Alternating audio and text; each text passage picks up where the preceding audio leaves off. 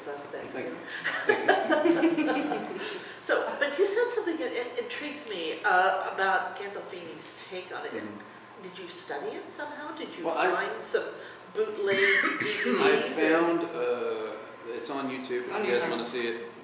The whole show. And I watched it a couple times as I was trying to learn my lines, just so I had something else to listen to, because to learn these lines and the cues without these guys throwing them back in was really tough. So I watched it a couple times and really kind of watched what he did. I didn't want to copy what he did, but I wanted to kind of see his take, because at first, trying to read the script and get an idea of who Michael is was very difficult, you know, and Anthony and I had a few conversations about it, but it was really difficult to find that. And so it was interesting to see what Gandolfini brought to it, but then when I saw the mobster feel, I was like, that's not what I'm feeling. Right, right. Well, that's good that you do, because your character has that one, oh no, it's your character has that line about being authentic. So what does he say? You're most authentic when you're showing yourself in a horrible light. And I guess it's probably true. Whose idea was it to have Holly jump on you? Oh, that was me. Holly, how many times did you have to rehearse that? It usually goes pretty smooth, except for the one night when he dropped me on my head. I threw me on my head. But it's not too bad. We didn't actually start incorporating it until a couple weeks ago. About a week and a half ago. Yeah. Your character is especially complex. Yeah. Especially so. I mean, she is like all over the place. She's tough. Yeah. I mean, I love the touch. Who's your scenery designer? Bridget Rucker. Really nice. Yeah, she's a wonderful girl. I mean, really. Okay, so I love all the little. I mean, it's setting the stage. It really sets the stage for that. Is that written into the stage directions? As far as like how the stage is set? No, in fact, many different productions stage it very differently. Some go for a fully realized look. There was a very popular production that went for an entirely white set. Everything on the set was pure white. Any props, they were all white. So there's a lot of flexibility, but I find that with a show like this where you're already dealing with something that's a little bit esoteric, a little bit hard to reach, you want to ground it in as much realism as possible. And no one living in Cobble Hill is going to have a pure white. Exactly, right. Especially if they have children. So, but you know, when Holly and I discussed her character, and you know, this is her environment, this is her cave, if you will. You know, it's been appointed with the interest that she has going to nature and African culture, that sort of thing. Now, getting back to your character, what was your approach with this? Did you have a particular technique in your portrayal of her? A lot of what I did is it was reading through the lines and actually physically trying to find the shifts in her emotions. Because it's not so much that she's moody, it's that her complete demeanor is shifting and what is causing those shifts. And so that's what I just thought on it a lot. And I wrote out what our background was, because that's what has to do with 90% of it. Most of my shifts come from him, and I think that the bulk of where my crazy comes from is where I very much believe myself and want to be a creator of peace and stability in the world. This person who indulges in Africa, who believes in global citizenship. And in doing so, I wanted a person I could use as a project when I married them. I took this Neanderthal, I took this man of the earth, and I was going to make him cultured and refined and a citizen of the world like I was, and I failed. And I hate failure.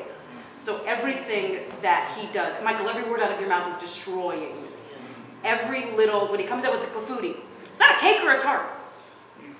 Shut up, right? Just shut up. So I think he is what drives her shifts. That makes sense. To your dating. So how is this affecting, how is this production Can I jump in on affecting? that?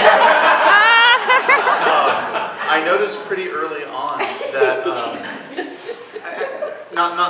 Holly was having this issue during rehearsals where she was getting in his face, like really getting in his face.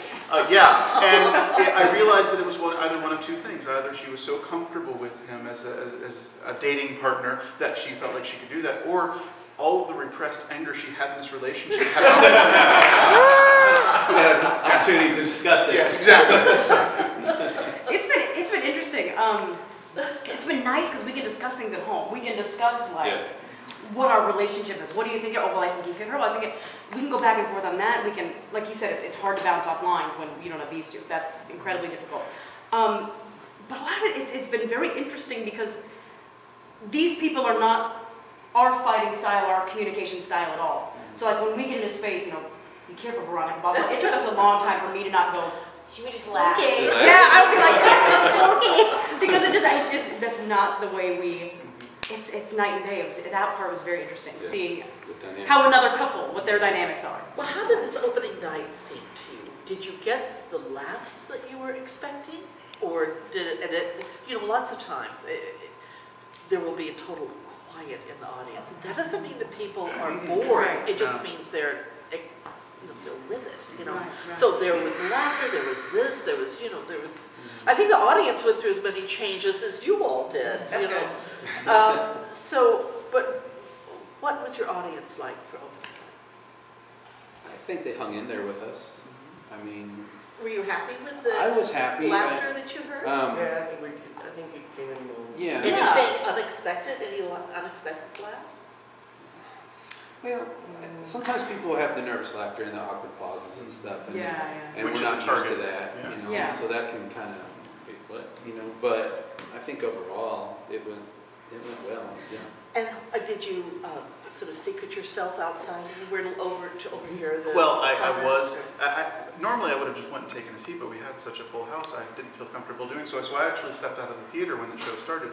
But then I came up here about halfway through the show and I sat outside and we were listening.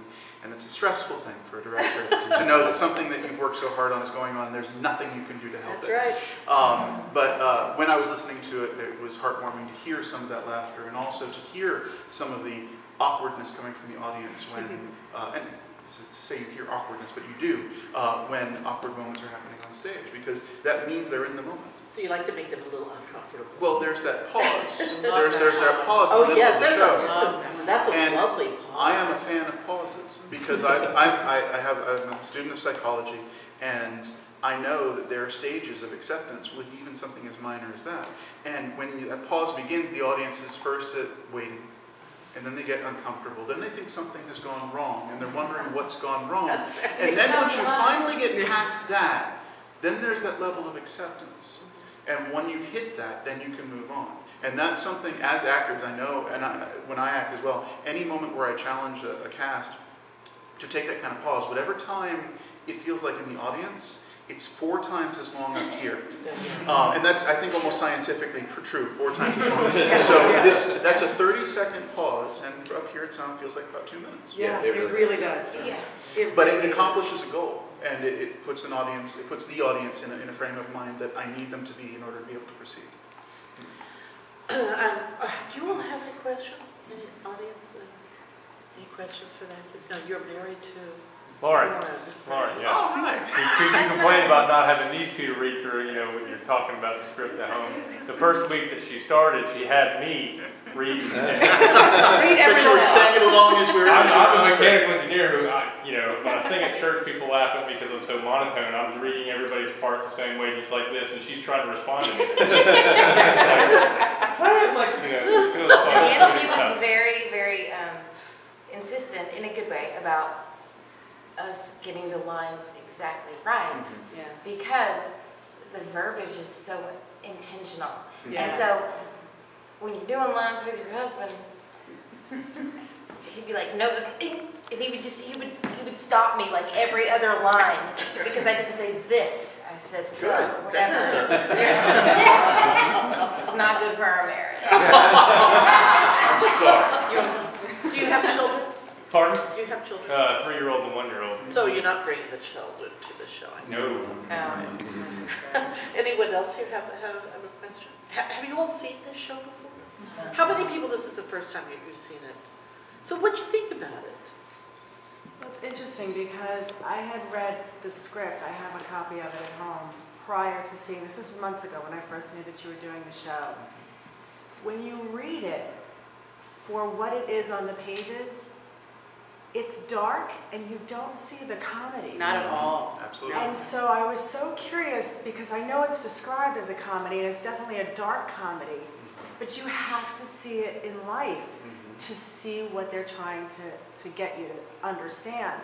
And what I love about how you did this set is, first of all, it's your home. Your couch is white. You're supposed to be the heroes in all of this. Yet the chairs are transparent. So even though you think you have these facades, you see through each one of you. Wow. And That was that's cool. That was beyond my level of attention. Afterwards, wait here, I'll get your phone. And I love the small touch of the hamster cage. Yes. I